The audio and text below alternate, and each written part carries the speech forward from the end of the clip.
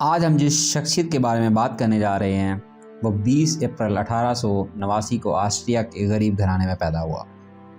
اس کی تعلیم نہایت کم تھی۔ آسٹریا کے دارالحکومت ویانا کے کالج آف فائن آرٹس میں محض اسے اس لیے داخلہ نہ مل سکا کہ وہ ان کے مطلوبہ معیار پر پورا نہیں اترتا تھا۔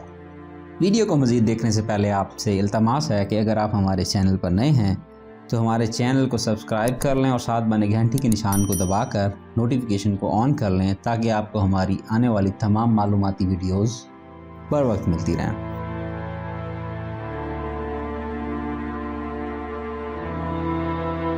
ویورز، ہم بات کر رہے ہیں مشہور زمانہ ہٹلر کی، جو کہ 1913 کو جرمنی چلا آیا، جہاں پہلی جنگ عظیم میں جرمنی کی طرف سے ایک عام سپاہی کی حیثیت سے لڑا اور فوج میں اسے اس لیے ترقی نہ مل سکی کہ افسران کے نزدیک اس میں قائدانہ صلاحیتوں کی کمی تھی۔ 1919 میں ہٹلر جرمنی کی ورکرز پارٹی کا رکن بنا، جو 1920 میں national socialist German workers party یعنی کہ نازی کہلائی۔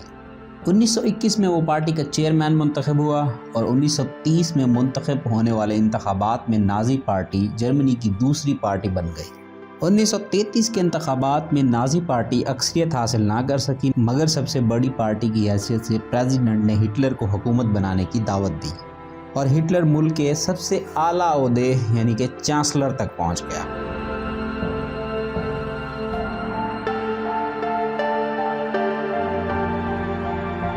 چانسلر بننے کے بعد ہٹلر نے جو سب سے پہلا کام کیا وہ نازی پارٹی کا فروغ تھا۔ اس مقصد کے لیے اس نے اپنے مخالفین کو دبانے کا ہر حربہ آزمایا۔ اس دوران اس نے ملک میں بے روزگاری کے خاتمے اور دوسرے متعدد ترقیاتی اقدامات کے ذریعے سے جہاں جرمنیوں کی اکثریت کو اپنا گرویدہ بنایا، وہاں انہیں یہ بھی بتایا کہ وہ دنیا کی عظیم ترین اور فاتح قوم ہے۔ اس کے دور حکومت میں جرمنی یورپ کے بیشتر حصے پر قابض رہا، جبکہ اس پر 11 ملین یعنی 1 کروڑ 10 لاکھ افراد کے قتل عام کا الزام بھی لگایا جاتا ہے، جس میں مبینہ طور پر 60 لاکھ یہودی بھی شامل ہیں۔ یہودی ہٹلر کے ہاتھوں اس قتل عام کو ہولوکاسٹ کے نام سے یاد کرتے ہیں۔ ان کا تحریک نازیت میں اہم کردار تھا۔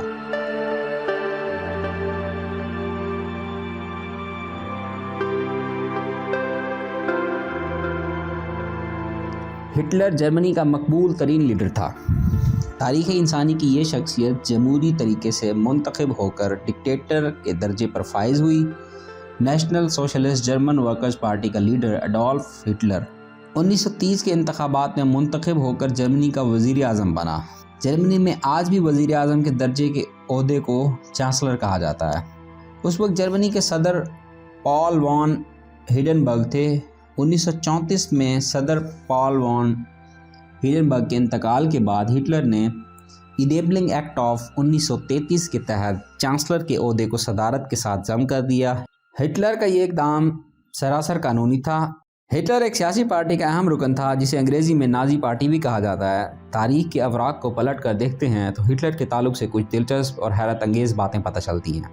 ہٹلر کی شخصیت کو ہمیشہ منفی نظروں سے دیکھا جاتا ہے، جبکہ وہ ایک بہت قابل اور دلیر انسان تھا، لیکن اس میں کچھ خامیاں بھی تھیں جسے مورخین نے زیادہ نمایاں کیا۔ مورخین کے مطابق ہٹلر ایک نہایت شاطر، ذہین، عیار، ظالم، اذیت پسند خصوصیات کا حامل شخص تھا۔ اس کی شخصیت کو کرشمائی شخصیت کہا جاتا ہے۔ جب وہ لاکھوں کے مجمع کے سامنے تقریر کے لیے کھڑا ہوتا تھا تو گویا پورے مجمع پر جادو کر دیتا تھا۔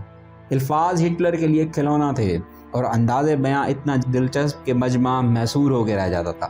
ہٹلر کی مقبولیت کی بنیاد اس کی پارٹی کے نظریات تھے اور آئندہ چل کر انہی نظریات کی بنا پر نہ صرف جرمنی کے 2 ٹکڑے ہوئے بلکہ تاریخ انسانی کی بدترین شخصیتوں میں ہٹلر کا شمار ہوا۔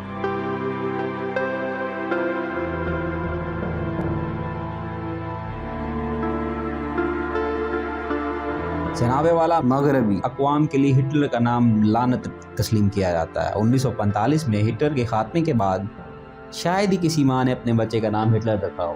ہٹلر کے نازی نظریات، جن کے سامنے پوری جرمنی کی قوم امن و صداقت زندہ باد کے نعرے لگاتی تھی، ان نظریات کا کفارہ یہ قوم اب تک ادا کر رہی ہے اور آج کی جرمنی کی نسل اپنے اجداد کی غلطی پر آج تک شرمندہ اور اقوام عالم کے سامنے طلبگار معافی بنی ہوئی ہے۔ یہودیوں کا ماننا ہے کہ ہٹلر نے جرمنی اور پولینڈ میں 60 لاکھ یہودیوں کو قتل کیا۔ اسی نسل کشی کو یہودی ہولوکاسٹ کے نام سے یاد کرتے ہیں۔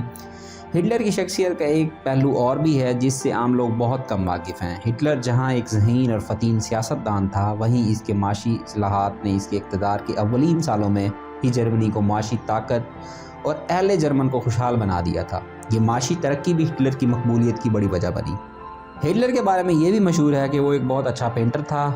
1939 میں ہٹلر کی جانب سے پولینڈ پر جاریت دوسری جنگ عظیم کے آثار کا باعث بنی۔ کہا جاتا ہے کہ جب ہٹلر نے 60 لاکھ یہودیوں کو مارا تو کچھ یہودیوں کو زندہ چھوڑ دیا اور تاریخی الفاظ بولے کہ ان چند یہودیوں کی حرکتوں کی وجہ سے دنیا جان جائے گی کہ میں نے یہودیوں کا قتل عام کیوں کیا تھا۔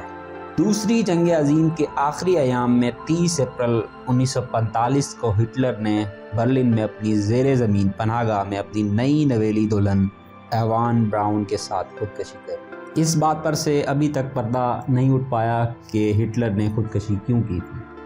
ہم امید کرتے ہیں آپ کو ہماری یہ ویڈیو پسند آئی ہوگی۔ مزید اس طرح کی ویڈیوز دیکھنے کے لیے اگر آپ ہمارے چینل پر نیو ہیں تو چینل کو ضرور سبسکرائب کر کے ہمیں شکریہ کا موقع دیں۔ نیکسٹ ویڈیو تک کے لیے اللہ حافظ۔